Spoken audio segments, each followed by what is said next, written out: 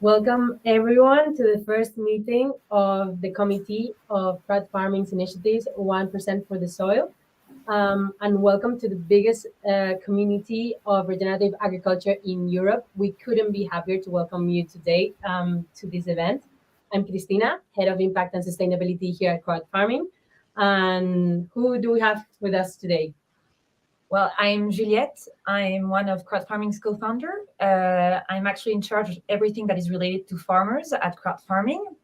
And in my teams, you have, of course, like tech people, but also and mostly agronomists, which are working with Christina's team on everything that is related to regenerative agriculture. So we'll have the chance to talk about it later on. My name is Yannick. I am one of the farmers connected to CrowdFarming. I live in the south of Spain at La Jonquera with my husband Alfonso and our 2 kids and many more people and I will tell you more about that later.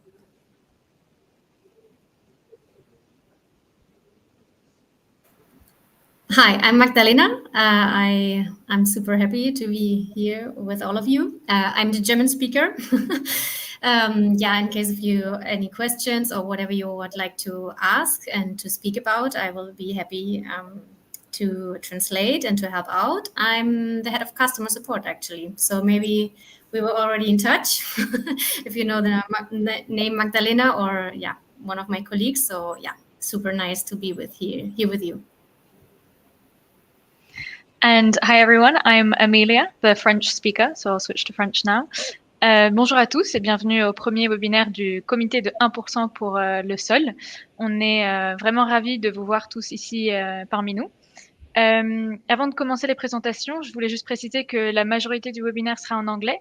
Malheureusement, on ne pourra pas tout traduire, mais on fera de notre mieux pour résoudre vos questions et pour tout transmettre aussi après en document traduit. Donc voilà, je laisse la parole à Cristina.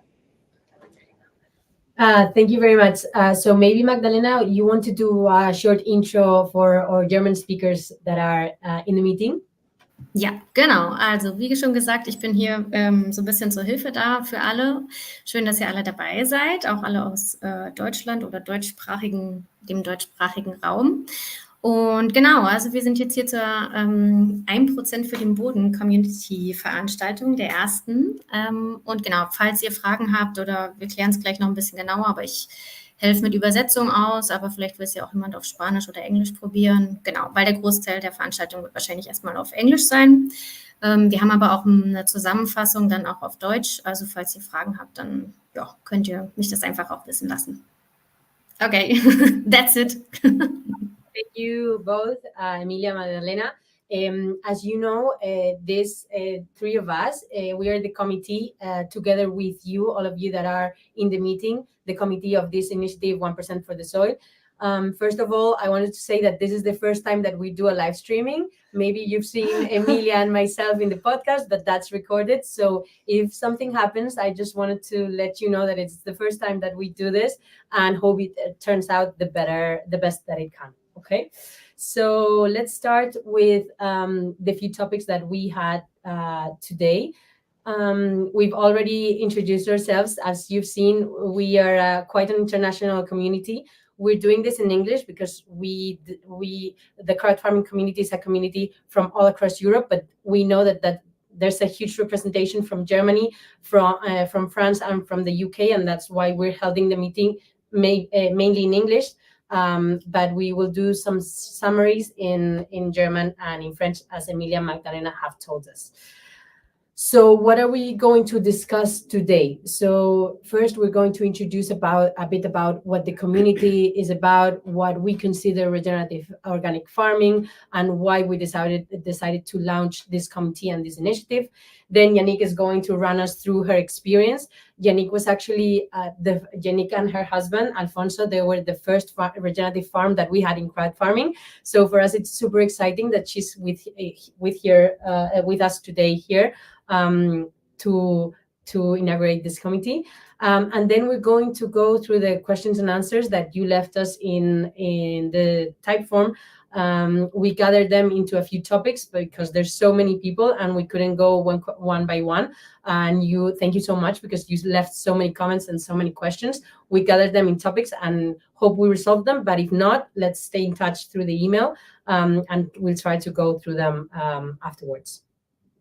So about this community, it was 2 years ago when we started, as I said, mainly with La Junquera and few other pioneers with regenerative farming. That's the few hectares that you see down there of regenerative farming in 2022.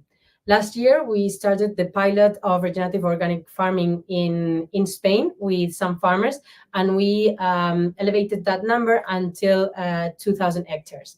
But since we launched this initiative, our goal is to reach 10,000 hectares with this 1% for the soil initiative, in which, as you know, we will dedicate 1% of all regenerative sales, so of all sales that come from regenerative projects like La Junquera, to reinvest in projects related to regenerative agriculture that we'll go through later. So by the end of last year, to sum up, we were in 2,000 hectares, and the goal is to reach 10,000. What's the difference between sustainability and actually regenerating? Basically, the way we see it, sustainability has been great and it's tough, and we've been fighting for this, but it's kind of not going worse than we're actually, the status in which we are actually. The way we see it, regeneration is actually about improving the status quo. So farmers that are regenerating their environment, their soil, their biodiversity, their water cycles, they're actually leaving them better than what we started with. We have a definition here that it's about the improvement of a place, of a system, but making it successful, right? We have a lot of different definitions that we can find online of what actually separated from agriculture. What does regenerating mean? And it's leaving it better than it was. But what's the difference with organic? This is the topic that I think we've mostly debated inside CrowdFarming since the beginning, and actually the community, it's debating this all the time. I guess that you, Yannick, have encountered this too. Both La Junquera, ourselves, we are all for organic and regenerative because we believe these two are complementary. Why? Because they all are born with the same origin. So healthy soil, healthy plants, healthy animals, healthy people, healthy communities, healthy financial ecosystem. But they, in which parts are they different? First, organic, as you know, is EU certified. So we have an organism that it's actually auditing farmers to ensure they implement some practices. Regenerative is much more context specific. So depending on the context, there's different things you need to do to actually improve your ecosystem. And it's not kind of a set of practices that I need you to do. This takes me to the second point. So organic is much more practice-based. So there's a few things that a few do's and don'ts that we list. In regenerative, the way that we have approached it, and we believe it's the only way to ensure that we avoid greenwashing, is outcome-based. So one of the most important things that we do in CrowdFarming with our farmers is measure outcomes to ensure that the farmers that we call regenerative are actually regenerating their ecosystem. Organic is greenwashing protected because we have external party auditing it. But regenerative, as I said, like if the first one is not complied, if it's not outcome-based, we have a risk of greenwashing. And the term is widely used by some parties that maybe are not committing to a mandatory that we believe is at least outcome-based and at least organic. And last but not least, many of you, I'm sure, recognize the green leaf of organic agriculture, but regenerative, what is doing greatly, it's kind of this storytelling that they're giving the movement. So they are making a lot of noise. They are sharing beautiful stories about how farmers are regenerating their ecosystems, and this is something that the organic movement should for sure learn from. So the five main areas of actions that we have are, for one, empowering farmers. So we will go into the questions and answers. There has been a lot of questions on exactly what we do with them and how we support them. So we will dive into this later. But basically, we're all about doing events, bringing them together as a community, taking them to farms that are already regenerative so that they can get inspired, telling them about what they could do beyond organic. We measure the outcomes, as I said. This is super important, not only to prove the regeneration, but as a management tool. So if I know where I'm lacking, where I'm not doing as great, this is a kind of a compass to allow me to know where to go and where I need to improve. We're doing a lot of work in spreading the word. I think this is you're being witness of it. We're, as we told you in the newsletter, we're recording farmers to show what they're doing. We're in the podcast. We're covering the topic a lot. Fourth, we work with researchers. This is something, the 4 and 5, it's something we have not started yet, but we want to dedicate part of our activities to this. So researching and actually developing the tools that are going to help farmers scale this movement. What have we been up to lately? So we are welcoming a lot of farmers. This you can see here our Italian farmers and the kickoff meeting we had with them to explain them the regenerative agriculture program and how we were going to take measurements in their farm. We're planning 4 events in Italy, Germany, France, and Spain to introduce them into a farm, to get an expert to guide them into how they could implement the practices. And we are recording this short documentary that we're so really looking forward to show you. It's looking great. If you want to keep communicating, I think you've already been doing so, but how are we going to work? So we have the site, the home where you have all of the information. We will keep updating that. So if you want to know what's happening next, just go there and check it out. We will have these newsletters that we've been sending you with the monthly updates. Then every 6 months, we will send you a report of how much of regenerative sales we've had, how much of this is the budget that we have for regenerative initiatives, and then we will open the space for you to check out the initiatives that we're thinking of and to vote which ones you think are better. Then the rest of the committee, who is ourselves, will have a vote too, and then we will gather to discuss the outcome and to answer any questions.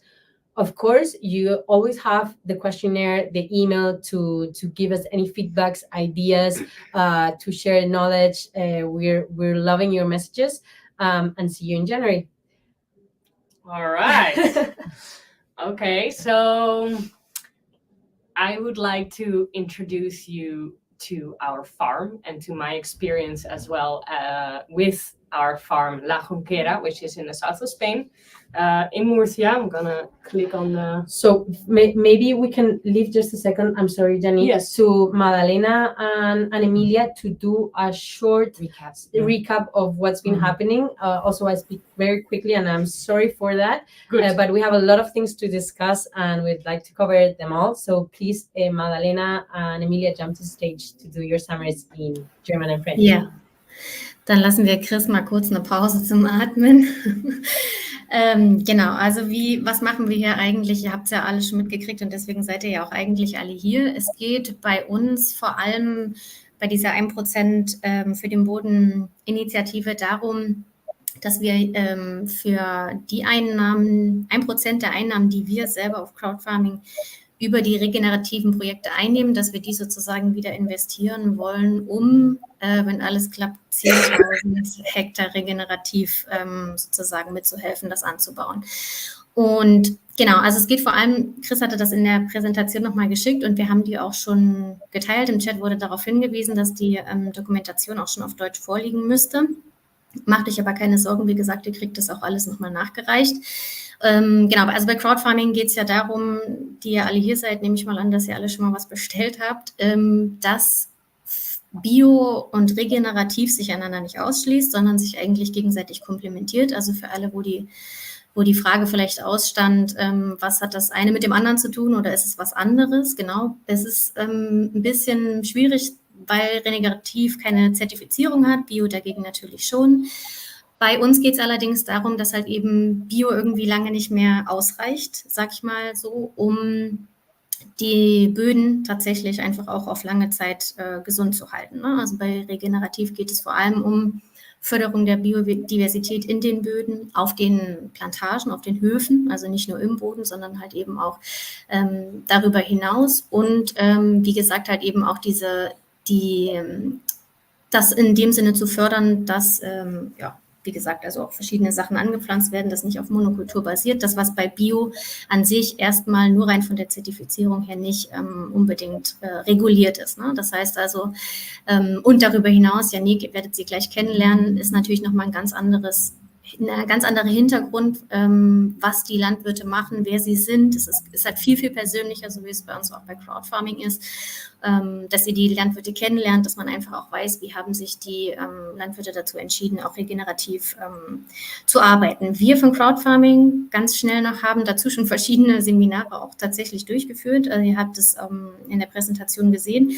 Gerade vor 2 oder 3 Wochen mit der italienischen Community, also wo unser italienischer Kollege vom Farmer Hunting Team sich mit unseren Landwirten aus Italien zusammengesetzt hat und dann eben das erste Seminar gestartet hat, um sozusagen auch unsere Landwirte dahin zu schulen, was für regenerative Praktiken möglich sind, je nach Land tatsächlich. Also es gab auch schon ein Event in Deutschland. Ich weiß nicht, ob ihr das mitbekommen hattet. Genau, also es bleibt sozusagen nicht hier in Spanien, sondern es soll sich natürlich auch noch ein bisschen ausbreiten über die Landesgrenzen hinaus. Genau. Ich denke, das war es erstmal. Emilia, te toca. Great, merci beaucoup Magdalena. On va faire une petite pause ici pour les francophones et repasser en français du coup ce que Chris vient de nous expliquer en anglais et ce que Magdalena nous a expliqué en allemand. Donc, je pense que ici les points les plus importants, c'est surtout de répondre à la question comment fonctionne cette communauté et de quoi s'agit-il en relation au projet de 1% pour le sol. Donc, le projet de 1% pour le sol vise à dédier 1% des ventes des produits régénératifs au financement de d'autres projets nouveaux régénératifs avec l'objectif final de régénérer 10 000 hectares de terres agricoles. Donc déjà, un point important, c'est qu'est-ce que c'est que l'agriculture régénérative? Je suis sûre que vous êtes plusieurs à déjà le savoir, mais juste pour revoir un peu les bases et vu qu'il y a plusieurs définitions différentes, chez nous à CrowdFarming, on considère que l'agriculture régénérative, c'est un ensemble de pratiques agricoles qui renforcent la biodiversité, qui améliorent la santé des sols et leur capacité à séquestrer de l'eau et le carbone, et qui augmentent les rendements agricoles et la valeur nutritive des aliments. Donc, un point essentiel aussi, c'est que pour nous, l'agriculture régénérative, elle est complémentaire à l'agriculture bio. Donc, c'est deux concepts qui vont ensemble, qui vont main dans la main.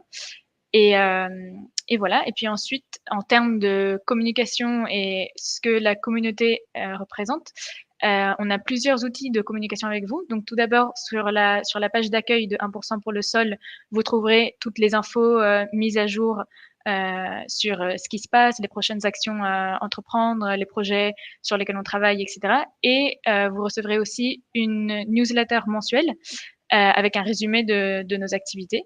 Et vous aurez aussi un rapport complet sur les fonds collectés et comment on prévoit de les distribuer. Et là, on aimerait vraiment que vous nous donniez vos avis, et vos idées et que grâce à vos votes, vos questions, votre participation, on puisse avancer dans ce projet. Et on fera aussi des sessions en direct comme celle-ci, tous les 6 mois, je pense, pour se regrouper et discuter un petit peu plus des résultats de nos projets et de comment on pourrait avancer aussi. Donc, je m'arrête là, c'est pas tout, mais comme ils l'ont dit aussi dans le chat, vous pouvez trouver la présentation traduite en français dans les mails qu'on vous a envoyés avant, et je vais le mettre aussi dans le chat là maintenant pour que vous puissiez avoir accès. Voilà, je repasse la parole à Christina. À Yannick, pardon. Great. Yes, so as I said, my name is Yannick. I'm originally Dutch. Hallo, Nederlanders. And I studied sustainable development. Then I worked for Commonland and Alvelo I interviewed a lot of farmers, amongst whom also my husband. It's a very long interview. It's ongoing, 8 years already. Yes, I fell in love with him and the land. And as you can see, our land is in the south of Spain, in the middle of nowhere, you could say, really. That is in an area which is, is high and dry. So we are at 1100 meters altitude, and we have around 300 liters of rain a year. But I must say, for the last 2 years, we've had an immense drought of a maximum maybe 70 liters a year. So we're struggling here in the south, to say the least. Nevertheless, regenerative agriculture has brought us a lot, because we are in an area that has been very degraded over many, many years. And that is also what regenerative means for me. It means that we are kind of fighting something that is really degraded, that is often man-made degradation, because in our area this is often due to land management practices, of course with climate change, but let's say 10 times tilling a year does not help. So that is 15 years ago what the farm looked like. It was heavily degraded. In many places topsoil was completely gone. There was only one cereal crop and one person working there, and with 1100 hectares still not making ends meet. Luckily then Alfonso decided to get back at the family farm and start experimenting, also with the help of Common Land and Alvelan. And since then, so 10 years ago, 14 years ago already, changing to organic, and 10 years ago really diversifying the farm. We've been doing a lot of experiments, a lot of different crops, of which many also do not work. But yeah, experimentation, I would say, is a very big part of regenerative agriculture, because you can read all the books, but as we said before, the context is very important, and it never really works out the way you think, because maybe your soil is different, maybe your pH is high instead of low, or maybe you have a lot of clay, or many reasons. So experimentation has been a very big part of our journey. But at the moment, we are very happy with what we have achieved. We are now, besides having 2 kids on the farm, living on the farm, which is in Spain not so very common. We also have 20 full-time people working with us.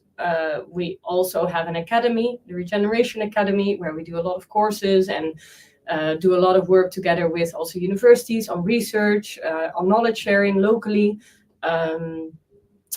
And that has been a really great change for us, because yes, I think in 10 years we have learned a lot.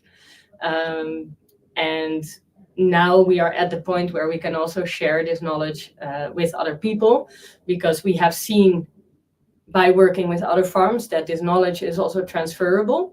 And that has been really nice. So now there's over 2,500 hectares in our area that are under regeneration, which is always a process, I think, and in our case will be a long one because of the lack of rain.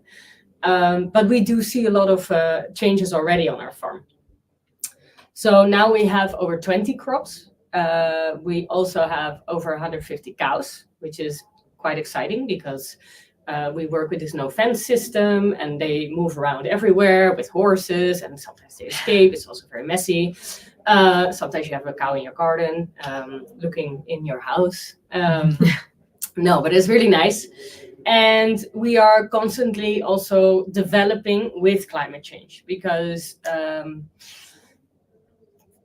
years ago, the rain patterns were a lot more stable than they are now. But now, with very unstable rain patterns, cereals, which we have 300 hectares of, do not work anymore. So this has also made us have to adapt to these new situations. So we're constantly trying to capture more water. work with very ancient varieties that have very deep roots, have maybe more biomass, can withstand a lot more extreme weather stress, which is something we have a lot of. And I think it is also really nice because by us doing all these experiments, we can also help people in the area diversify, because at the moment this is really an area with only cereals and then some intensive broccoli fields. So this is also a very, I think, yeah, we have had the chance to help people see like other options, right? To see how else can we make a living still from this land.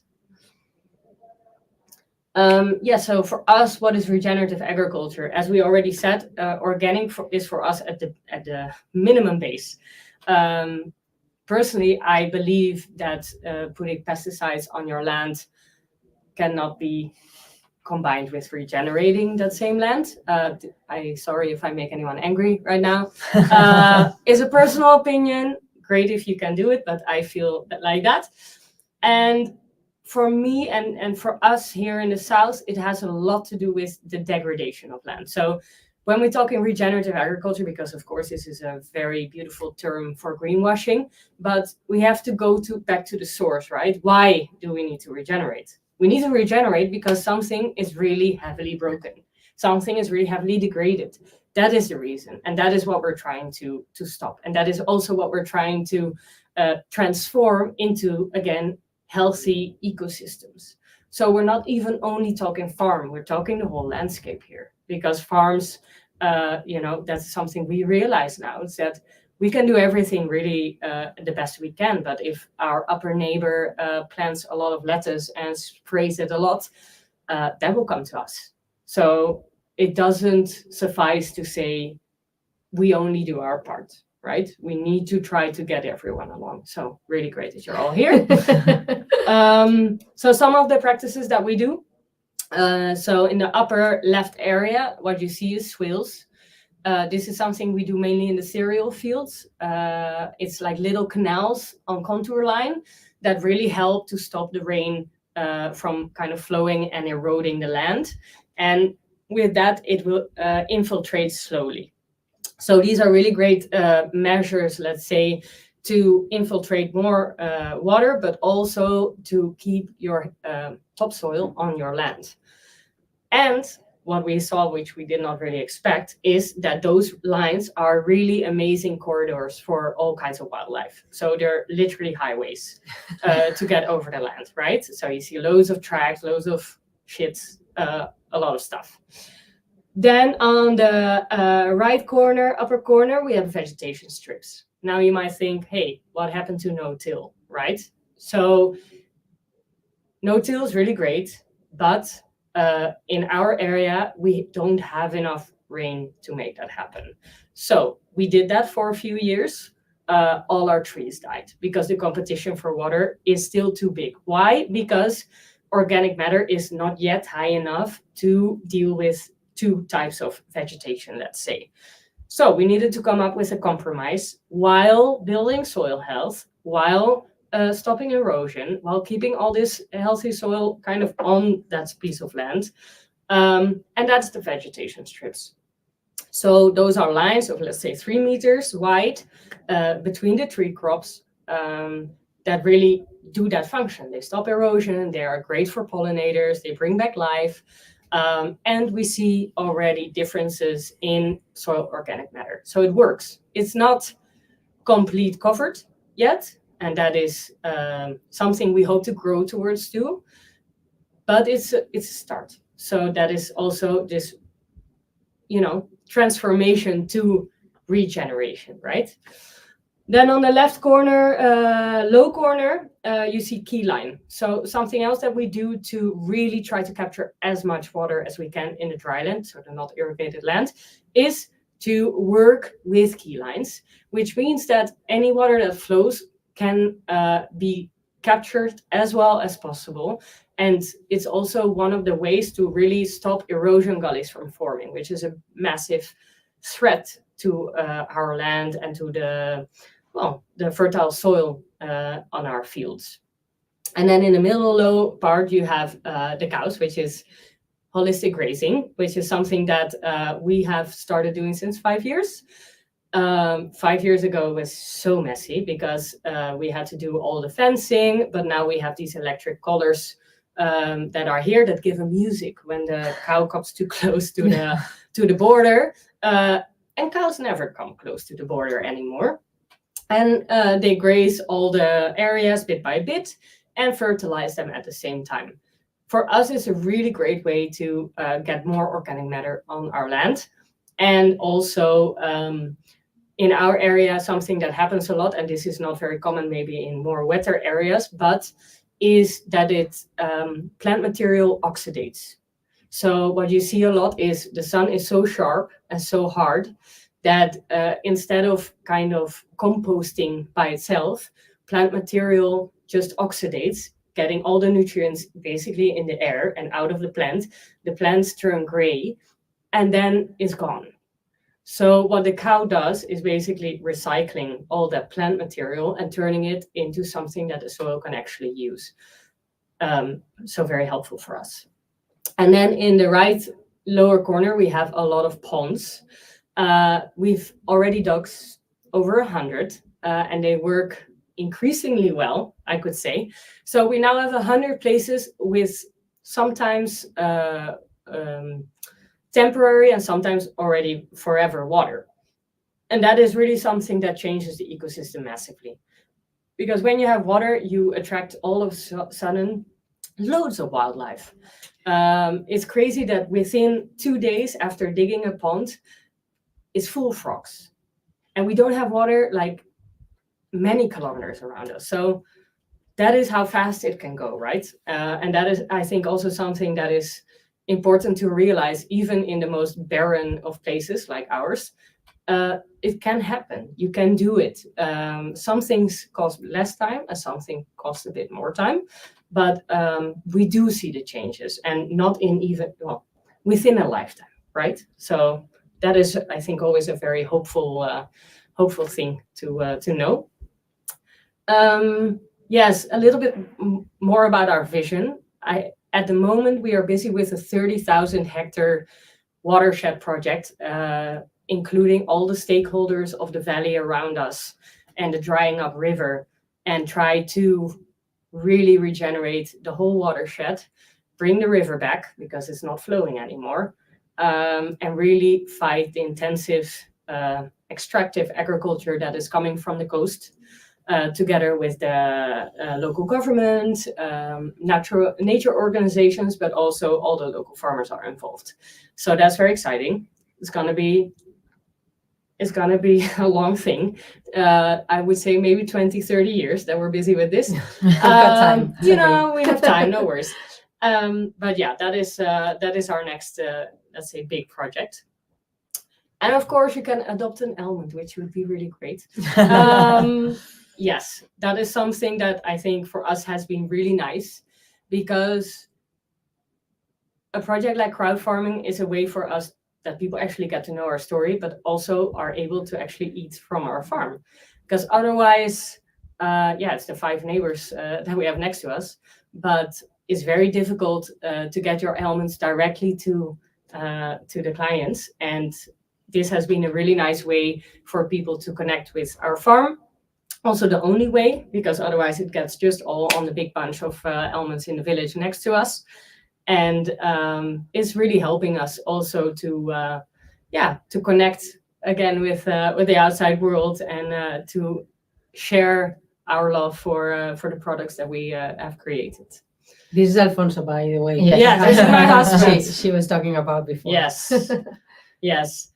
Some of the activities that we do to help spread all this knowledge. We have a research program for students, 4-month program. We have crash courses for more agri-food professionals or people interested in regenerative agriculture. We have a Viva el Campo program, which is with local high schools, where we, a lot of kids that have never been to farms, they come, we get the buses, we get them a day on the farm, and it's often the first time that they see farming again as something positive, because in our area it really turned in something that you really don't want. So we really try to transform that idea of what farming can be. We do a lot of learning journeys and have a lot of collaborations with the European Union, because in the end, if we cannot change a little bit policies, it's very difficult for people to pay for the changes that they are required and that regenerative agriculture brings with them. So we need to push it at that level as well. Thank you very much. Thank you, Yannick. Yes. It's always, I've heard you many times, but it's always very inspiring to hear you. I think, again, I'll invite Magdalena and Emilia to share a bit about Yannick's in German and French. Genau. Das war ganz schön viel, was Yannick erzählt hat. Ich habe mir selber auch ein paar Stichpunkte gemacht, damit ich es nicht durcheinander bringe. Also Yannick ist schon länger ja auch bei uns mit bei CrowdFarming, wie sie es gerade auch schon gezeigt hat. Wir haben auch ein Projekt bei uns dabei. In der Präsentation seht ihr es auch nochmal, da ist auch nochmal ein bisschen die Geschichte aufgezeigt von der Farm, also von der Plantage, dem Hof,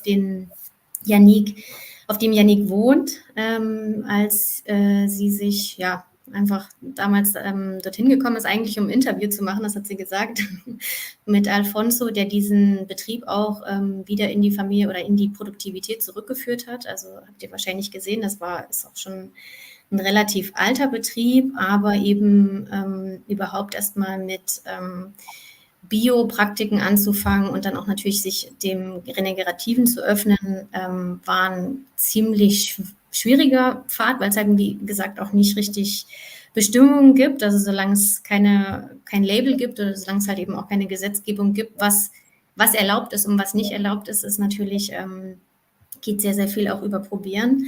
Und so richtig vorwärts geht es eigentlich seit 2015, also seit über 10 Jahren eigentlich sind die beiden jetzt dabei mit 20 Mitarbeitern. Das ist was ganz Besonderes auch, dass die beide auf der Farm leben und halt eben auch festangestellte Mitarbeiter haben. Das ist tatsächlich mit Saisonarbeit und wie wir es auch alle kennen, gar nicht so üblich, die auch fest dort wohnen. Also es ist schon wie ein kleines Dorf eigentlich, La Junquera, also auch, wie gesagt, durch die Dimensionen sehr, sehr groß.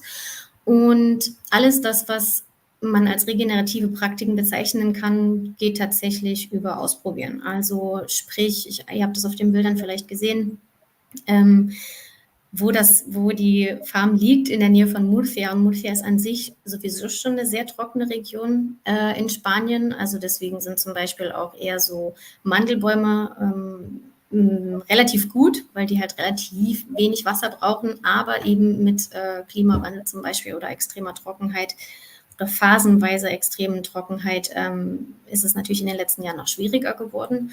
Und genau, da waren die Bilder zu sehen auf der Präsentation, dass eben auch verschiedene Praktiken eingeführt wurden. Also zum Beispiel Wasserkanäle zu bauen, einfach damit das Wasser nicht einfach runterläuft und dann irgendwo absickert, sondern dass man das Wasser tatsächlich in Kanälen versucht zu speichern oder aufzuhalten. Und das waren wie so Teeterrassen, dass es praktisch von einer Ebene dann in die andere zum Beispiel läuft. Oder eben auch überhaupt Viehbestand einzuführen. Also sie hat es gesagt mit Kühen, dass sie dann immer auf dem Pferd hinterher reiten und mitreiten. Also halt überhaupt einfach Viehbestand mit einzuführen. Und eben, wie gesagt, ich hatte es vorhin kurz im Chat gelesen, da war die Frage, ob regenerativ sich eigentlich nur auf den Boden bezieht. Eigentlich geht es, also in dem Programm 1% für den Boden geht es tatsächlich darum, auch die Bodendiversität zu erhöhen. Aber an sich, wie ihr es jetzt gerade auch schon gesehen habt in der Präsentation von Yannick, dass eigentlich Regeneration sich auf alles bezieht. Also sprich, ich meine, der Boden ist der Ursprung, Mutter Erde tatsächlich ist der Ursprung. Das heißt also, wenn der Boden gesund ist, ist auch alles das gesund, was drauf wächst. Genau, also es geht eigentlich um auch ein etwas Biozyklisches mit reinzubringen, also sprich über Viehbestand auch das mit einzuarbeiten. Genau, um vor allem, wie überall in Spanien, versuchen, das Wasser im Boden zu halten, Verdunstung zu vermeiden. Das Projekt, was ihr gesehen habt, war Alfonso. Das ist das Mandelprojekt, wo ihr auch einen Mandelbaum adoptieren könnt.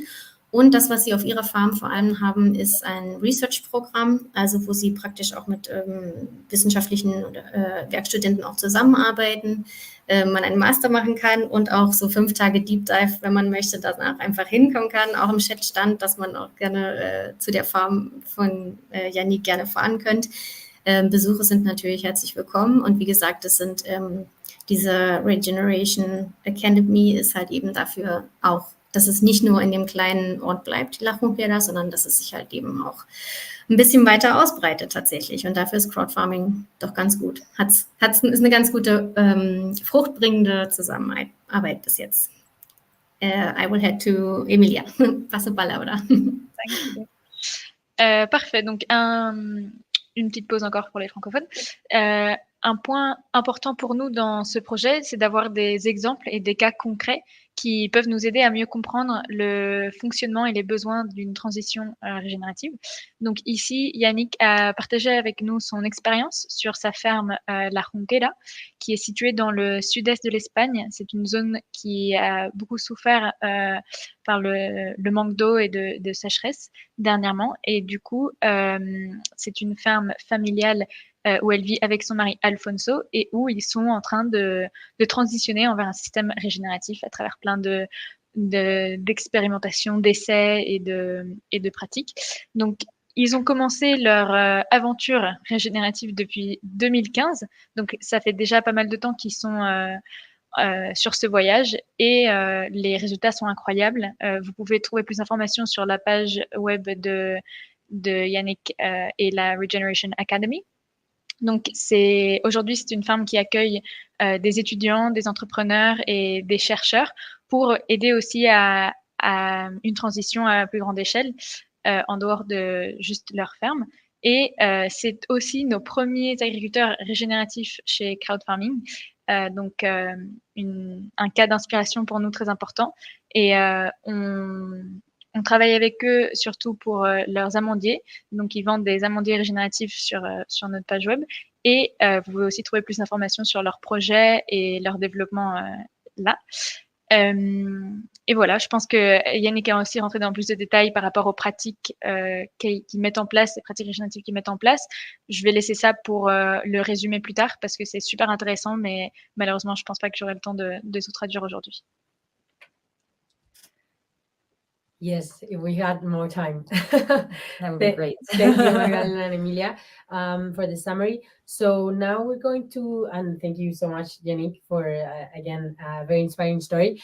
So now we're going to head to the last part. We only have 15 minutes for this one, and we have a lot of very interesting topics that you have shared through your questions. So I'm going to jump right to it, and we'll try to together with Juliette and Yannick, we're trying to respond to these questions as best as we can. Of course, as I said before, keep them coming through the email, and we'll respond through there if there's any other questions that you have. So, okay.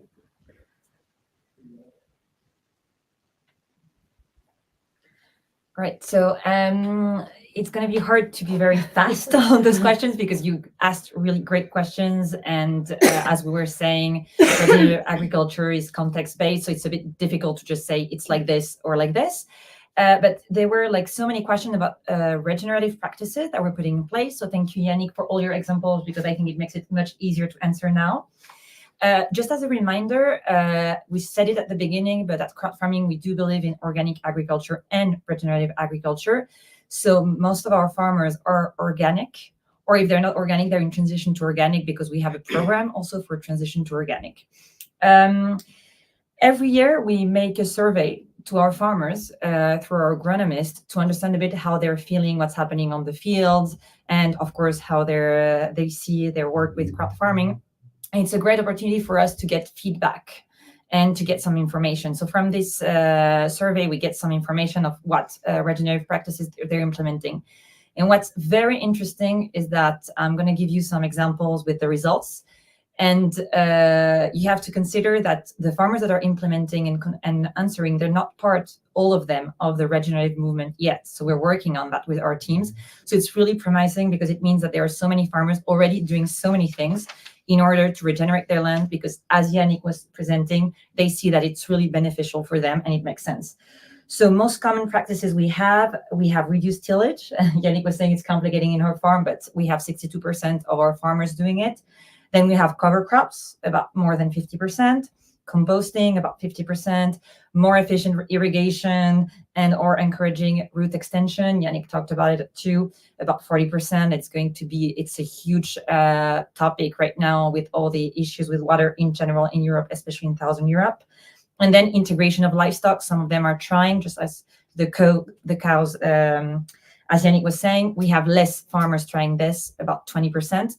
It's a bit more complicated, but it's definitely worth it.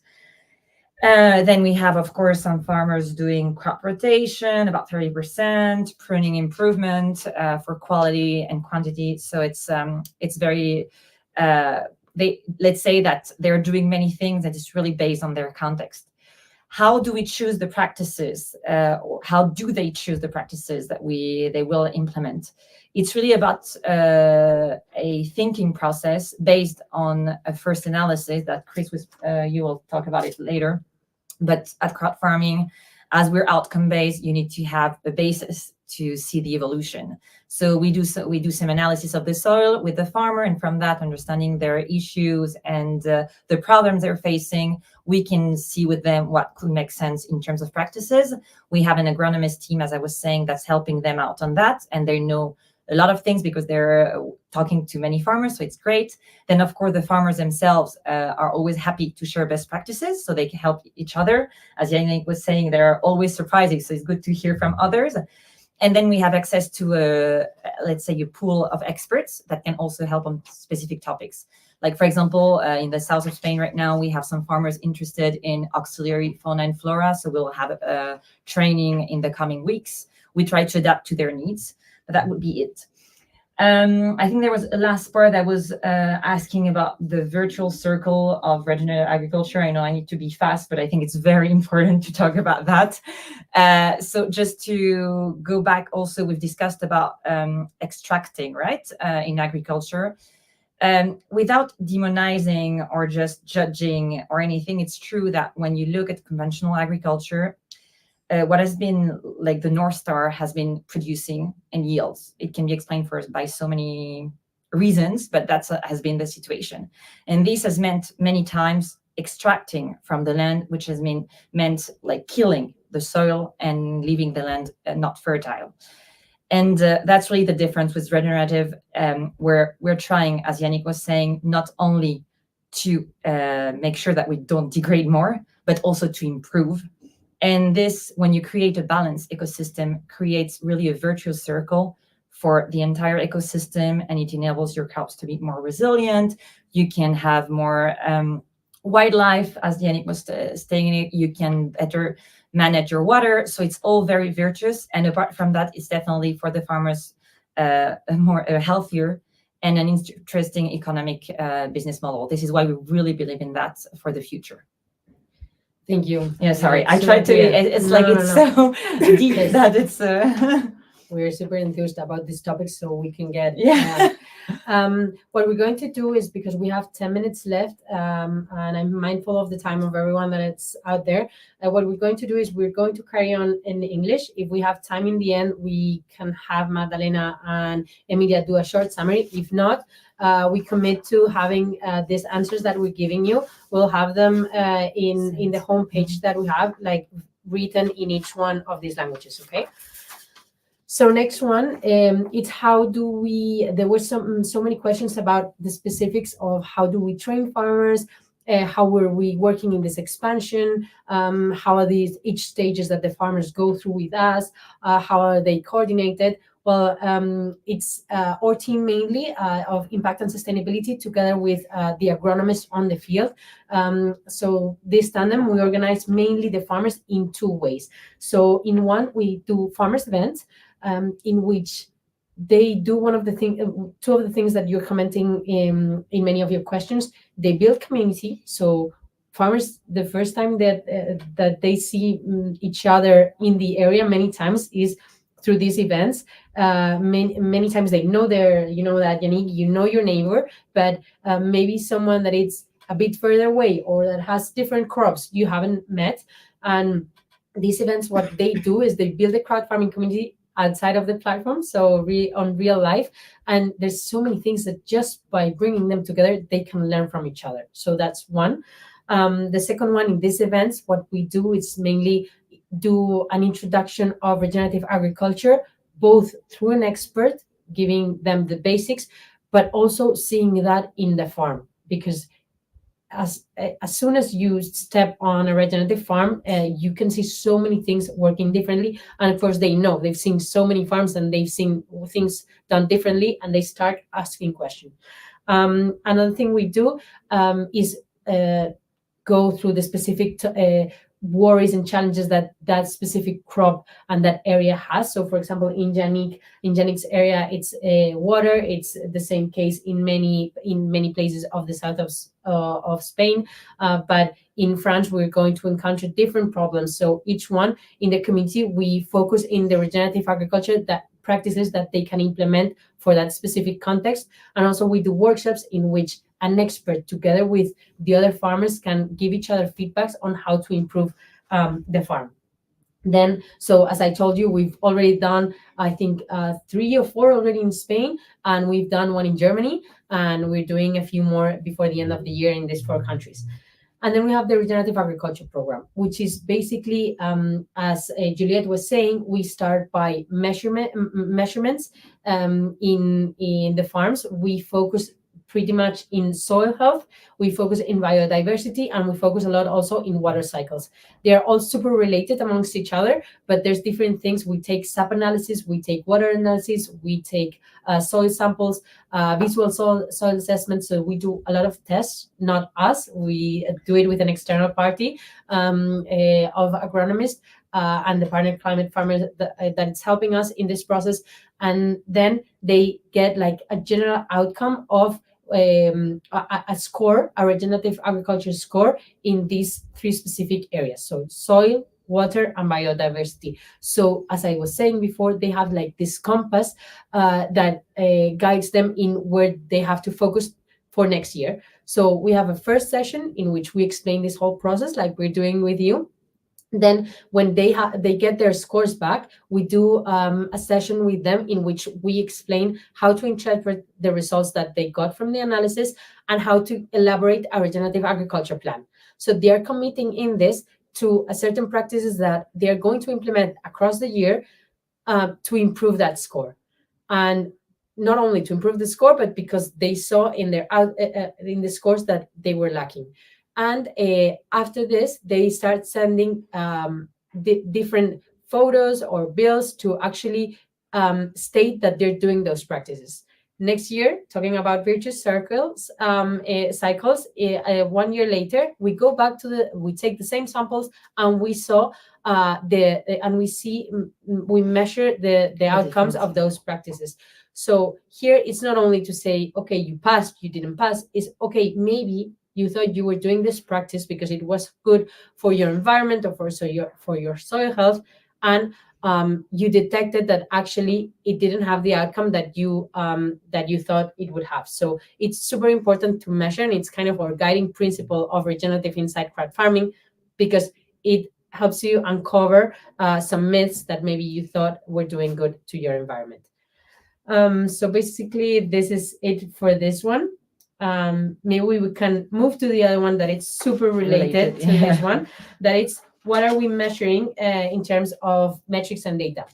So we have a very, very long list of measurements that we have, but mainly, as I said before, we do for the analysis when we visit each farm, we do SAP analysis, water analysis, soil samples, and visual soil assessment. There's a lot of information out there on how and visual information on how a visual soil assessment is done, but it measures a lot of different topics, and it's something that we like to do with farmers because it's also something that they can learn to do and not need an expert in the future to actually not do it twice a year, but maybe many times before across the year to actually know how their soil is doing. The other ones we do with the lab. And in this, there are like over 50 metrics that we have for the soil. So this is a long Excel sheet in which they have a lot of outcomes, but I'm going to name a few of them. So it's soil organic matter, microbial biomass, earthworm count. So in a certain space of land, we measured the amount of worms that we're seeing. That's a very good signal that the soil is healthy.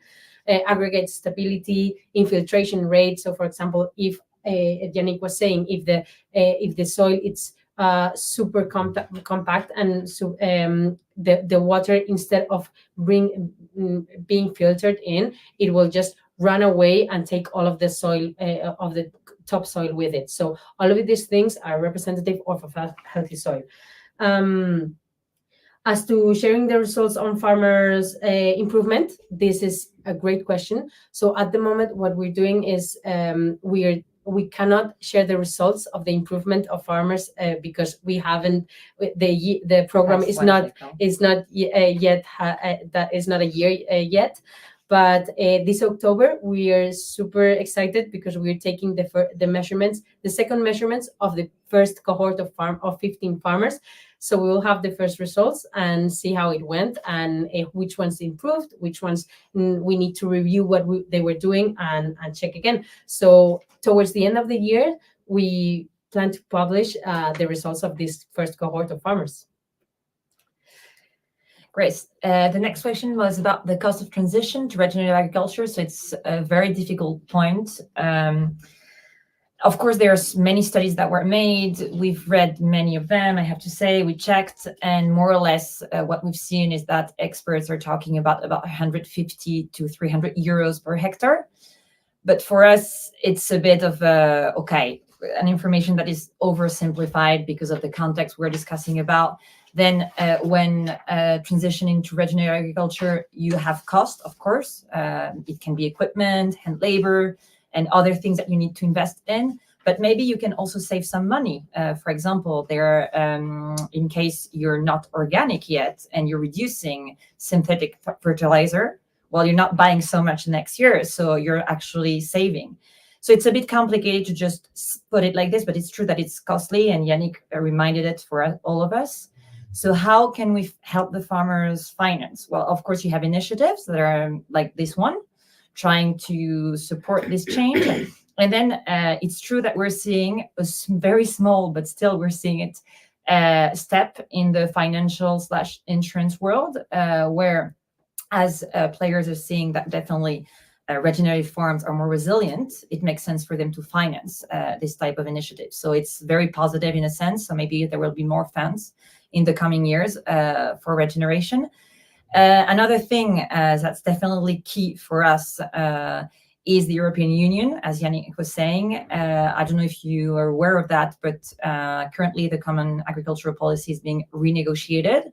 So there were so many debates. You've seen the farmers' protests in so many places a few months ago. So we really hope that in spite of that, we'll still have a strong Europe in favor of organic and regeneration, because we think it's really key for the future. But then we'll see. But that definitely would help also in the process. Great, thank you so much. Yeah, I'm sorry, I didn't really answer about technology. It's true that technology can help, definitely depends on but well, for maybe we can have another topic about technology and regenerative. Yeah, we can have another one. So last topic, and I'm sorry we're going a bit past our time, but we can get carried away, as I said before. So it was about public engagement in regenerative agriculture, and thank you so much. There were so many messages about you saying, what can I do? How can I help? What's my role in this community? I really want to give my best to participate. So I think that all of you are here today. We had 800 people sign up to be here today, and I think that's amazing. So being part of CrowdFarming, being part of the committee, you're already acknowledging the huge challenges that we have in the agri-food industry. So the best you can do is be here, talk about it, and actually raise awareness with other people on what's happening and what you're doing. Spread the word and let others be part of this. And I think, as Yannick put it, there is one very strong thing that you can do also is to visit those regenerative farms, go there, see by yourself, because it's always it's easier to talk about it when you've seen it. And especially it's always a great experience, because once farmers, usually when they do the transition, whether to organic or to regenerative agriculture, they see the results. And when you talk to them, when they've started to see that their farm is changing and all the benefits, they don't want to go back. So it's really encouraging to see that. And I think it's definitely something to spread the word about. Yeah, and I think also something that is just maybe an interesting exercise, try for one meal a week to know where all your food comes from, right? Definitely. Like, really, like to the farm. So that, I think crowd farming is amazing for that, but maybe also in the neighborhood, like see if you can really find out, hey, how is this produced? Because we need to make a change on that level as well. We need to be aware on how our food is produced. We need to be aware how the land was managed that makes that food, because it is also about nutrition, right? It's also about eating healthy. And I think you also find out why it's so difficult, because it's very difficult. But it will also, give you some practice in, okay, can we do these little changes in the system ourselves? And I think that's where it starts. Totally. So two things. We talked a lot about how important data is in actually backing up this movement. So we have published a paper on nutrition and regenerative organic agriculture that I think it's very interesting and actually has really kind of insightful facts that you can use to make people understand. How important this is, not only to the environment, but actually to their nutrition. And then you gave us great ideas here, because you were asking us, how can I learn more about this? I think this gave us an idea of actually doing kind of a library where you can find more information within the homepage that we built. So we will be doing that in the following week. So yeah, that's it, I think. Yeah. Well, we could go on, but I think we'll go on for a long time. And well, yeah, I would also love to invite you to all of you that have adoptions, know that you can go and visit the farms. Especially all of the farms are organic, as you know, and as Juliet said, they're implementing a lot of regenerative practices. So go and visit them. Go and visit regenerative farms and see it with your own eyes. I think that's going to be a great experience, and I wanted to leave you with that note. To end up, I really think this is something, Juliet is co-founder of CrowdFarming. I think this marks today a really special part of our history with you. It's kind of a really great experience for us, and we expect that it was for you too. And I think this really marks a new era, not only for crowd farming, for this committee, for you, but I think for regenerative agriculture and agriculture in general in Europe. So yeah. So Thank you so much for being here. Yeah.